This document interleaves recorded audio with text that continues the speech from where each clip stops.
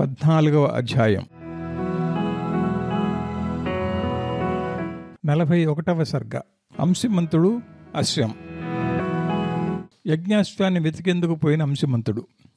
కొడుకులు పోయి చాలా రోజులైందని, ఇంతకాలమైనా రాలేదని, వారి జాడ తెలవడం లేదని, యజ్ఞం పూర్తి కాలేదని చింతించిన సగరుడు తన ముద్దుల మనుమడైన అంశిమంతుడిని పంపి అతడి పినతండ్రులు ఏమైనారో తెలుసుకుందామనుకున్నాడు. అంశమంతుడు చిన్నవాడైన విద్యావంతుడని, విలువిద్యలో చక్కగా చేయి తిరిగినవాడని, సూర్యుల్లో గొప్పవాడని, ధైర్యంలో ఉత్తమ పురుషులు ఉండాల్సిన సుగుణాలన్నీ ఉన్నాయని అంటూ అతడిని వెళ్ళి పినతండ్రుల జాడ, గుర్రం జాడ కనుక్కొని యజ్ఞాన్ని నిర్వహించేట్లు చేయమని కోరతాడు సగరుడు. భూమండలంలో బలవంతులను ఎదిరించి వధించడానికి విల్లు బాణాలను తీసుకుని పొమ్మని, మొక్కదగిన వారికి మొక్కమని, అతడి కార్యాన్ని విఘ్నం చేయదలిచిన వారిని చంపమని, ఎలాగైనా కార్యసాధకుడై ఆలస్యం చేయకుండా తిరిగి రమ్మని అంటాడు సగరుడు. సరేనన్న అంశమంతుడు వెంటనే ఆయుధాలు ధరించి పినతండ్రులు వెళ్ళిన మార్గంలో పయనించి భూమిలో ప్రవేశించి అక్కడ మేరు పర్వతంతో సమానమైన పెద్ద దిగ్గజాన్ని చూసి ప్రదక్షిణ చేసి పినతండ్రుల జాడ చెప్పమంటాడు. సూర్యవంశంలో జన్మించిన అంశమంతుడు శీఘ్రకాలంలోనే గుర్రాన్ని పొందుతాడని, కార్యాన్ని సాధించుకుని సుఖంగా ఇంటికి చేరతాడని ఆ ఏనుగు అంటుంది. ఆ స్థలాన్ని విడిచి వరుసగా దిగ్గజాలన్నింటినీ చూసుకుంటూ పినతండ్రుల జాడ, గుర్రం జాడ చెప్పమని ప్రార్థించాడు. యజ్ఞాశ్వాన్ని తీసుకుని త్వరలోనే అయోధ్యకు వెళ్తావన్న దిగ్గజాల మాట ప్రకారం అవి పొమ్మన్న దారిలో పోతూ పినతండ్రులు బూడిద రాసులను చూసి దుఃఖాన్ని ఆపుకోలేక వాళ్ళు మరణించినందున బోరున విలపిస్తాడు. కళ్ళ నుండి నీళ్లు ప్రవాహంలాగా వస్తుంటే అక్కడే మేత వేస్తున్న గుర్రాన్ని గమనించి ముందుగా మరణించిన వారికి తర్పణాలు వదలాలని, ఆ సమీపంలో ఎక్కడా నీళ్లున్నాయేమోనని వెతుకుతాడు. ఎంత వెతికినా ఎక్కడా నీళ్లు కనపడకపోవడంతో ఏం చేద్దామని ఆలోచిస్తున్నప్పుడు అంశమంతుడు పినతండ్రులకు మేనమామైన గరుత్మంతుడిని చూస్తాడు. అతడు కూడా రాజకుమారుడిని చూచి సగరుడి పుత్రుల మరణం లోక సమ్మతమైందేనని, దానికి అతడు చింతించాల్సిన పని లేదని అంటాడు. పరిమాణం ఇంతని చెప్పనలవి గాని విష్ణుమూర్తి కపిలుడి ఆకారంలో వచ్చి వాళ్ళు చేసిన దుండగానికి కోపించి చంపి బూడిద చేశాడని, క్షత్రియుడైన అంశమంతుడు పరాక్రమవంతుల మరణానికి విలపించకూడదని నచ్చజెప్తాడు. గంగను తెమ్మని అంశమంతుడికి బోధించిన గరుత్మంతుడు. బ్రాహ్మణ కోపంతో చచ్చిపోయిన వారికి తగిన రీతిలో ఉదకదానం చేస్తేనే ఊర్ధ్వగతులుంటాయని, అందువల్ల యోగ్యమైన పుణ్యతీర్థాలలోని నీళ్లతోనే ఉదకదానం చేయాలని, మామూలు తటాకాల్లో నీళ్లతో కాదని అంటాడు గరుత్మంతుడు. హిమవంతుడు పెద్ద కూతురైన గంగాదేవిని తెచ్చి ఆ నీళ్లతో ఉదకదానం చేస్తేనే వారికి ఊర్ధ్వలోకాలు కలుగుతాయని, పవిత్రమైన ఆచారాలను పాటించే అంశమంతుడు వాళ్ల భస్మరాశుల మీద లోకపావనమైన గంగను పారిస్తే వారంతా నరకానికి పోకుండా గౌరవంగా స్వర్గానికి పోయి చెప్పసాధ్యపడిన సౌఖ్య పరంపరలను అనుభవిస్తారని అంటాడు. సమీపంలో ఉన్న గుర్రాన్ని తీసుకువెళ్ళి తాత చేస్తున్న యాగాన్ని పూర్తి చేయమని కూడా సలహా ఇస్తాడు. గరుత్మంతుడి మాట ప్రకారం అంశమంతుడు గుర్రంతో తాత ఉన్న చోటుకు పోయి ఆయనకు సంగతంతా చెప్పాడు. సగరుడు పుత్ర శోకంలో ఉన్నప్పటికీ మొదలుపెట్టిన అశ్వమేధ యజ్ఞాన్ని శాంతంగా నెరవేర్చి అయోధ్యకు పోయి ఆకాశగంగను భూమిపైకి ఎలా తేవాలో తెలియక ఆ ఆలోచనతోనే 30 ఏళ్ళు భూమిని పరిపాలించి స్వర్గానికి పోయాడు. 42వ సర్గ. గంగను తెచ్చేందుకు తపస్సు చేసిన భగీరథుడు.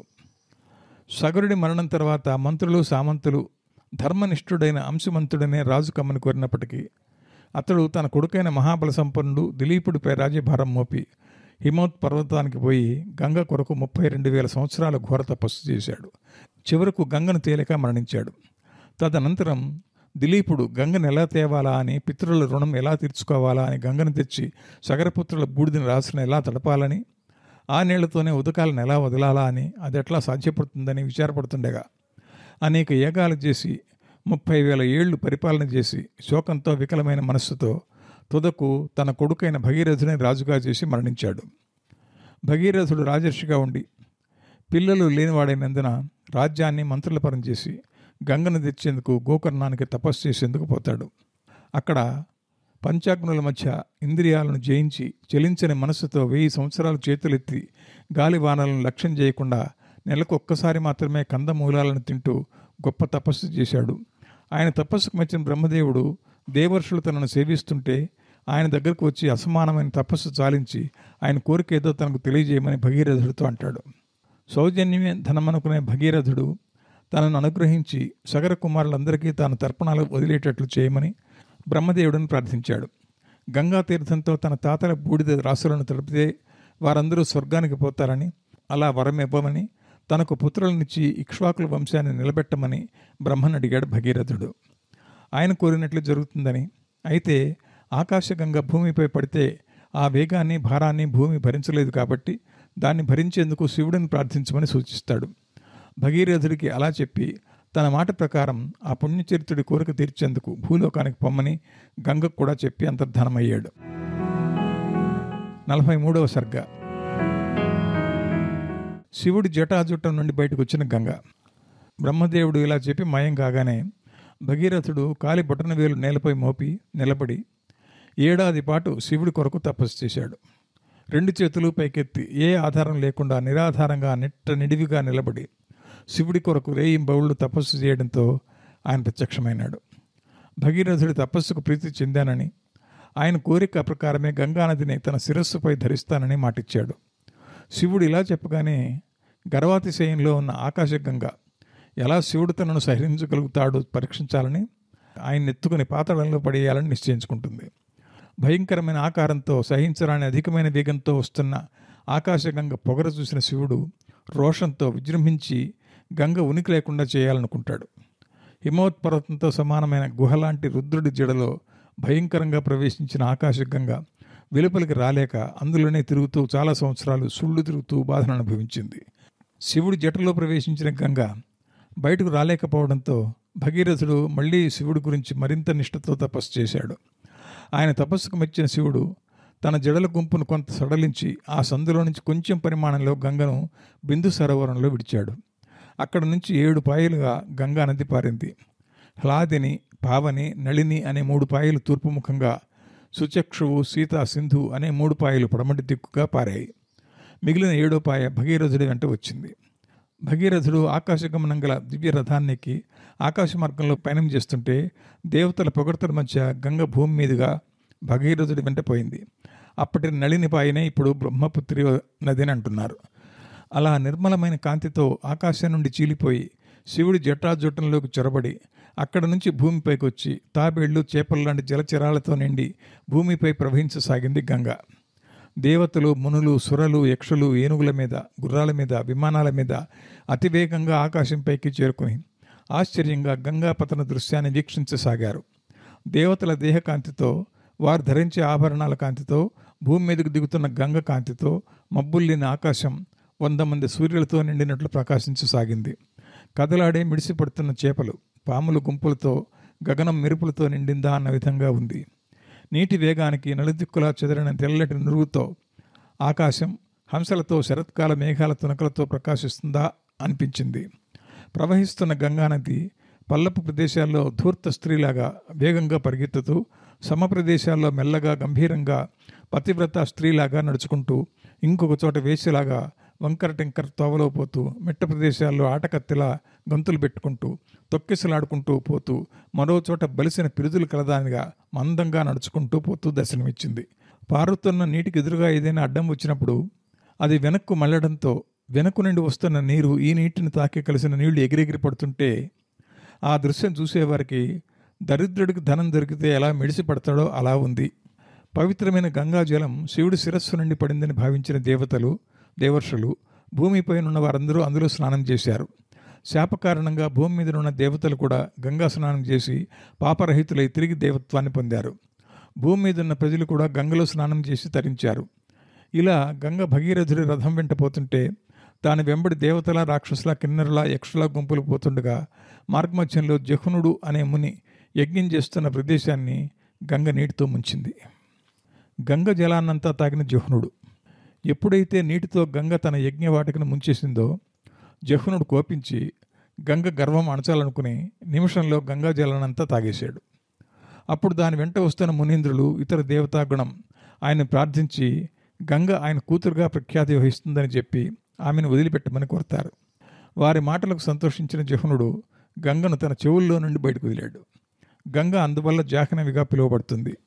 గంగ ఆ పిమ్మట భగీరథుడి రథం వెంట పోయి సముద్రంలో ప్రవేశించి ఆయన కోరిక నెరవేర్చేందుకు పాతాళానికి పోయి భగీరథుడి తాతల బూడిదల మీద దండిగా ప్రవహించడంతో సగరపుత్రులంతా దోషరహితులై స్వర్గానికి పోయారు.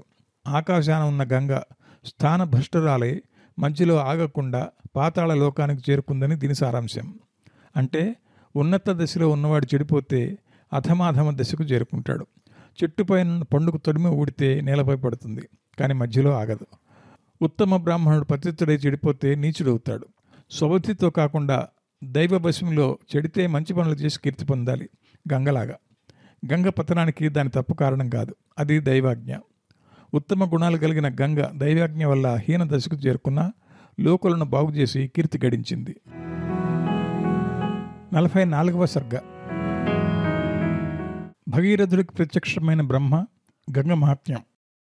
తన వెంట భగీరథుడు గంగను తీసుకుని పోయి సగర కుమారులందరూ భస్మపై పడి ఉన్న ప్రదేశానికి చేరుకున్న తర్వాత గతులు లేకపడి ఉన్న వారి బూడిద కుప్పల మీదుగా గంగ పారడంతో తృప్తిపడిన భగీరథుడికి బ్రహ్మ ప్రత్యక్షమయ్యాడు.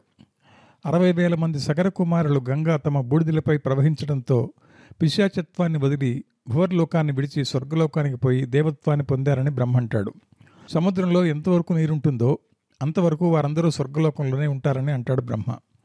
భూలోకంలో ప్రవహిస్తున్న గంగ భగీరథుడి కూతురుగా భాగీరథి పేరుతో ప్రసిద్ధికెక్కుతుందని కూడా బ్రహ్మ అంటాడు.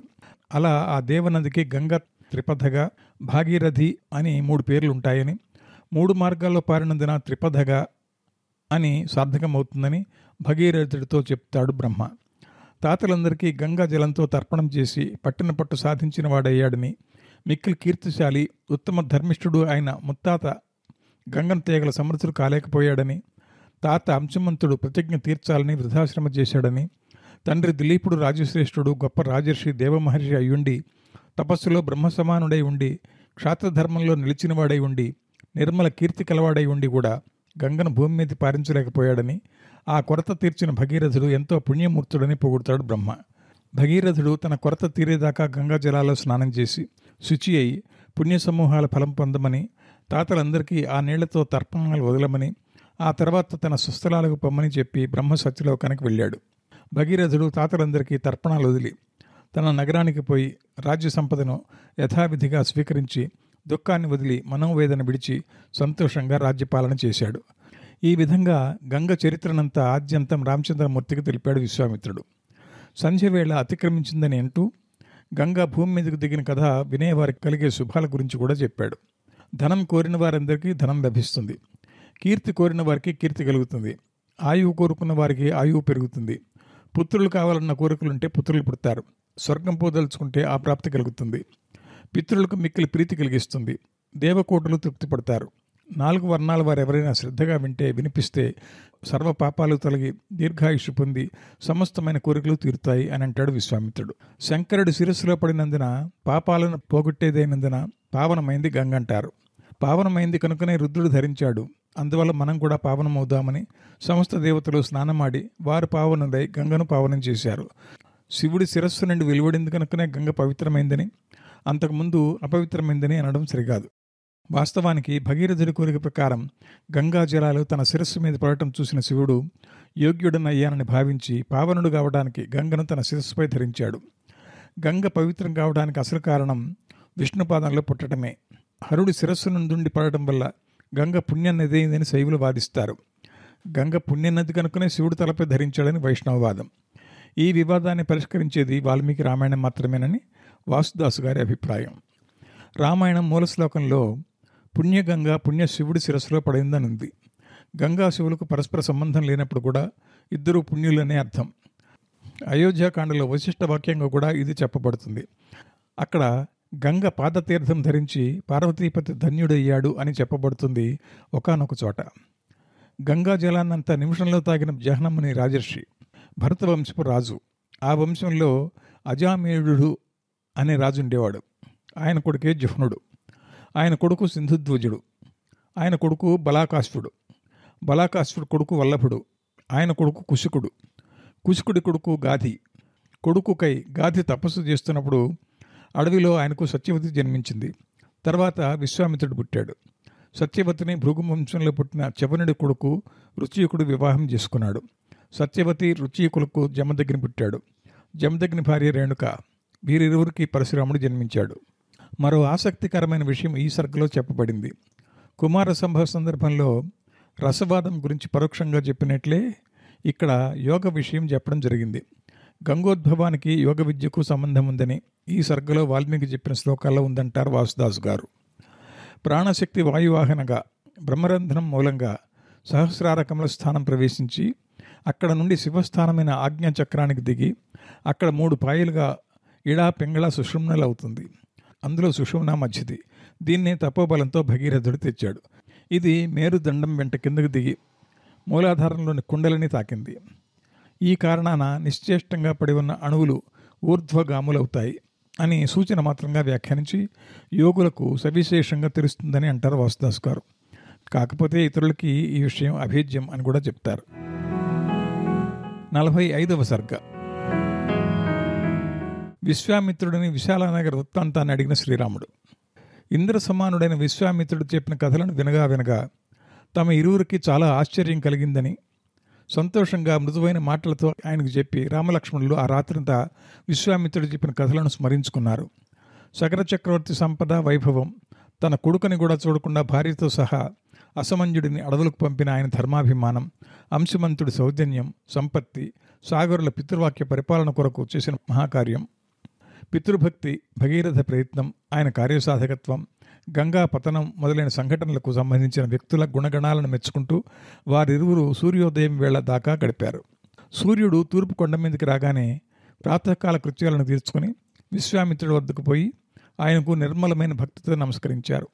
రాత్రంతా విశ్వామిత్రుడు చెప్పిన కథలను గురించి తామిద్దరం ముచ్చటించుకున్నామని, తామందరం ఇక్కడ ఉన్న విషయం తెలుసుకున్న అక్కడ మునులు మహాపుణ్యాత్ములు సుఖాసనాలతో కూడిన ఓడను తమ కొరకై పంపారని, దాంట్లో గంగను దాటిపోదామా అని ఆయన్ని అడిగారు రామలక్ష్మణులు. వారు చెప్పినట్లే గారాబంతో వారి మాటలను విన్న విశ్వామిత్రుడు శ్రీరామలక్ష్మణులతో ఋషీశ్వరులతో కలిసి గంగ దాటి ఉత్తరం వైపున ఒడ్డుకు చేరుకున్నారు. అక్కడ ప్రాకారాలతో కులపర్వతాలను మించిన మేడల గుంపుల కాంతులతో తీయమామిడి లాంటి ఫల వృక్షాలతో స్వర్గాన్నే మరిపిస్తున్న విశాల నగరంలోకి ప్రవేశించగానే రాజకుమారుడైన రామచంద్రమూర్తి మహాత్ముడైన విశ్వామిత్రుడితో ఆ నగరాన్ని ఏలే రాజెవ్వరని ఏ వంశంవాడని అడిగాడు. సమాధానంగా మునీంద్రుడు ఆ కథనంతా చెప్పాడు ఈ విధంగా. రామచంద్ర, పూర్వం కృతయుగంలో వీరులైన దైత్యులు శౌర్యంలోనూ విస్తారంగా ధర్మకార్యాలు నిర్వహించడంలోనూ ప్రీతి కలిగిన దేవతలు తమకు ముసలితనం, మరణం, వ్యాధులు లేకుండా హాయిగా ఉండేందుకు మార్గమేంటని ఉమ్మడిగా ఆలోచించారు. పాలసముద్రం చిలికి అందులోంచి పుట్టిన అమృతాన్ని భుజించినట్లయితే తమకు మరణం ఉండదని, ముసలితనం రాదని ఆలోచించి మందర పర్వతాన్ని కవ్వంగా, వాసుకు తాడుగా పాలసముద్రాన్ని చిలకడం మొదలుపెట్టారు.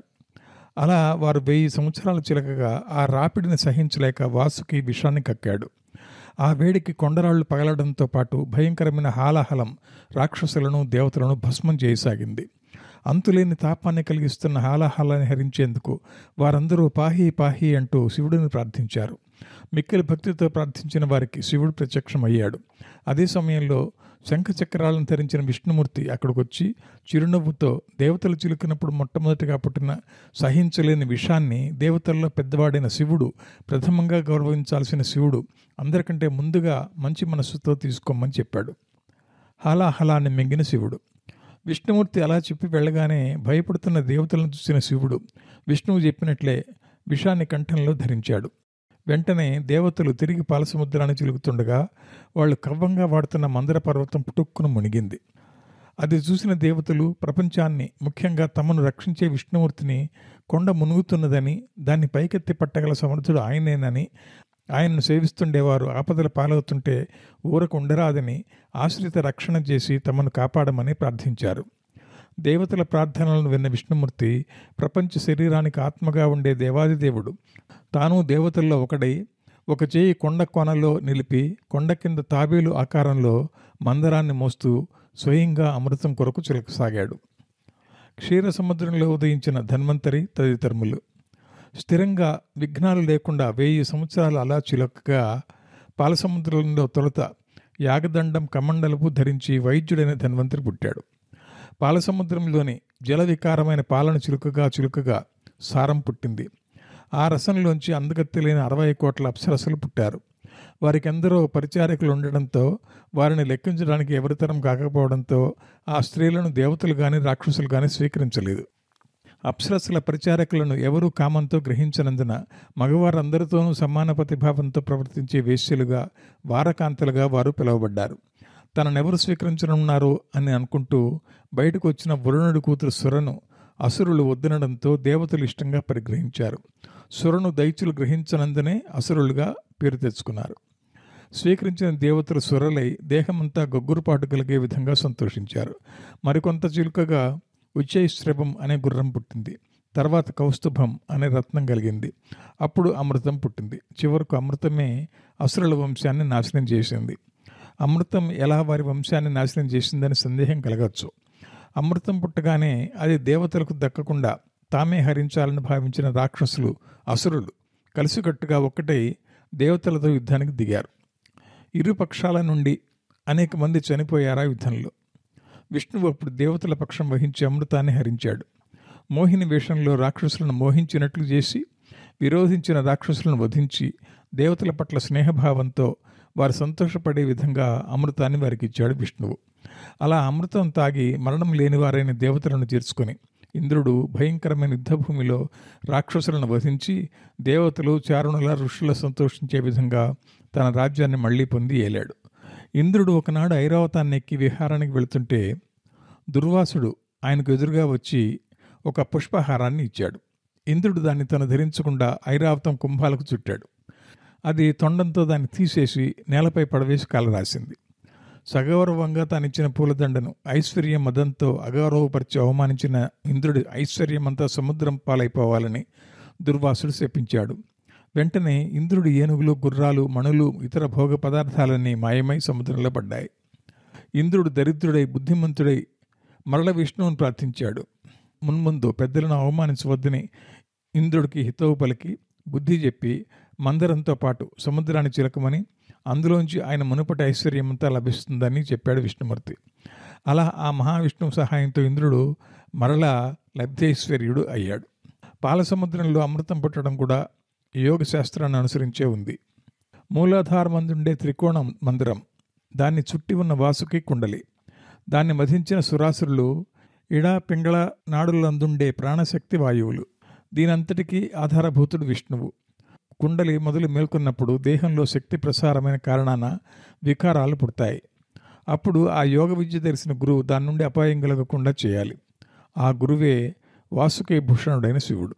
శివుడు వాసుకి కంకణుడు కాబట్టి విషం ఆయనను బాధించదు. భగవంతుడైన విష్ణుమూర్తే గురువైన శివుడిని అపాయా నుండి కాపాడమని ప్రేరేపించాడు. ఆ తర్వాత తానే ఆధారంగా నిలుచుండి యోగి అభీష్టాన్ని నెరవేర్చాడు. అమృతం పుట్టినప్పటికీ ఆ దశలో హరిభక్తి లేని సాధకులు అందగత్తెలను చూసి చెడిపోతారు. భగవంతుడిని ఆశ్రయించిన వారు చెడరు. అందువల్ల ఆయనే విఘ్నాలను అణిచివేసి అమృతాన్ని దేవతలకు ఇచ్చాడు.